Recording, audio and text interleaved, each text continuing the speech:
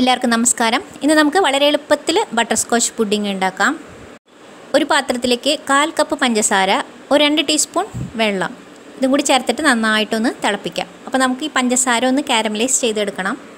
ഒരുപാട് ഡാർക്കായിട്ട് brown colour ആവരുത്, കുറച്ച് ലൈറ്റായിട്ടൊരു ബ്രൗൺ കളർ ആവുമ്പോൾ ഇതിലേക്ക് കുറച്ച് അണ്ടിപ്പരിപ്പും പിന്നെ കപ്പലണ്ടിയും ചേർത്ത് കൊടുത്തിട്ട് നന്നായിട്ടൊന്നിങ്ങനെ ഇളക്കുക. അതിന് ശേഷം നമുക്ക് തീ ഓഫ് ചെയ്തിട്ട് ഇത് നമുക്ക് ഒരു പ്ലേറ്റിലേക്ക് ഒഴിച്ചിട്ട് മാറ്റി വയ്ക്കാം. നന്നായിട്ടൊന്ന് തണുക്കണം. ഇനി ഒരു ഗ്ലാസ്സിലേക്ക് ഒരു 4 ടീസ്പൂൺ കോൺഫ്ലോർ, അതിലേക്ക് കുറച്ച് പാല്, ഒരു 1/4 കപ്പ് പാലും കൂടി ഒഴിച്ചിട്ട് നന്നായിട്ടൊന്ന് മിക്സ് ആക്കാം. ഈ കോൺഫ്ലോർ കട്ടയൊന്നും ഇല്ലാണ്ട് നന്നായിട്ട് മിക്സ് ആക്കുക. പിന്നെ കുറച്ചും കൂടി പാലൊഴിക്കാം, ഒരു 1/2 കപ്പ് പാലാവാം. എന്നിട്ട് നന്നായിട്ട് മിക്സ് ആക്കിയിട്ട് ഇത് നമുക്ക് മാറ്റി വയ്ക്കാം. ഇനി ഒരു പാത്രത്തിലേക്ക് 1/2 കപ്പ് ബ്രൗൺ ഷുഗർ, കുറച്ച് വെള്ളം കൂടി ഒഴിച്ചിട്ട് നന്നായിട്ട് തിളപ്പിക്കുക. ബ്രൗൺ ഷുഗർ നന്നായിട്ട് ഉരുകിയിട്ട് വെള്ളമൊക്കെ ഒന്ന് വറ്റി വരണം. ഇപ്പോൾ ഇതാ വെള്ളമൊക്കെ ഒന്ന് വറ്റി നന്നായിട്ട് കുറച്ച് തിക്കായിട്ടുണ്ട്. ഇനി ഇതിലേക്ക് ഒരു 2 ടേബിൾ സ്പൂൺ ബട്ടർ ചേർത്ത് കൊടുക്കാം. ബട്ടർ നന്നായിട്ട് മെൽട്ടാവണം.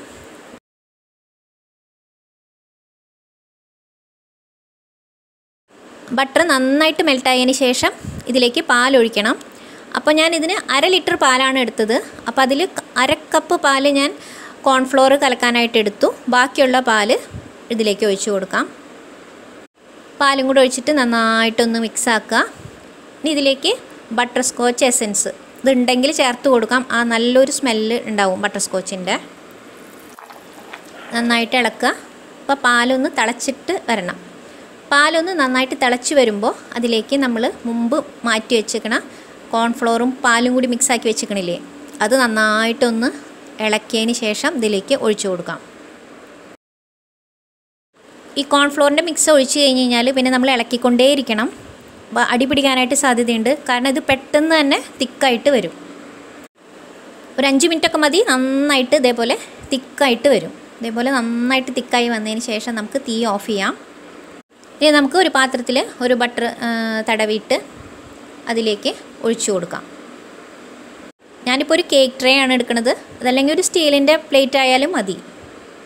ഇതൊന്ന് തണുക്കാനായിട്ട് നമുക്ക് മാറ്റി വയ്ക്കാം. നമ്മൾ മുമ്പ് മാറ്റി വെച്ചേക്കണ ഈ അണ്ടിപ്പരിപ്പും ഇതൊക്കെ നന്നായിട്ട് തണുത്തിട്ടുണ്ട്. ഇനി നമുക്കൊരു മിക്സി ജാറിലേക്ക് ഇട്ട് കൊടുത്തിട്ട് ഒന്ന് പൊടിച്ചെടുക്കാം. ഒരുപാട് നൈസായിട്ട് പൊടിക്കേണ്ട, ലൈറ്റായിട്ടൊന്ന് പൊടിച്ചെടുത്താൽ മതി. ഇതേപോലെ ഒന്ന് പൊടിച്ചെടുത്തതിന് ശേഷം നമ്മൾ ഈ ഉണ്ടാക്കി വെച്ചേക്കണ പുഡിങ്ങിൻ്റെ മേലെ ഇട്ട് കൊടുക്കാം. അപ്പോൾ ഈ പുഡിങ് ഒന്ന് തണുത്തതിന് ശേഷം വേണം ഇതിൻ്റെ മേലെ ഇതിട്ട് കൊടുക്കാനായിട്ട്. നമുക്കത് ഫ്രിഡ്ജിലേക്ക് മാറ്റാം. ഏകദേശം ഒരു 3-4 മണിക്കൂർ നേരം നന്നായിട്ട് തണുത്താലാണ് നല്ല ഭംഗിയായിട്ട് കട്ട് ചെയ്യാനായിട്ട് പറ്റുള്ളൂ. ഇതാ ഇപ്പോൾ നമ്മുടെ പുഡിങ്ങൊക്കെ റെഡി ആയിട്ടുണ്ട്. നല്ല സെറ്റായിട്ട് വന്നിട്ടുണ്ട്. സൈഡൊക്കെ വിട്ട് വന്നിട്ടുണ്ട്.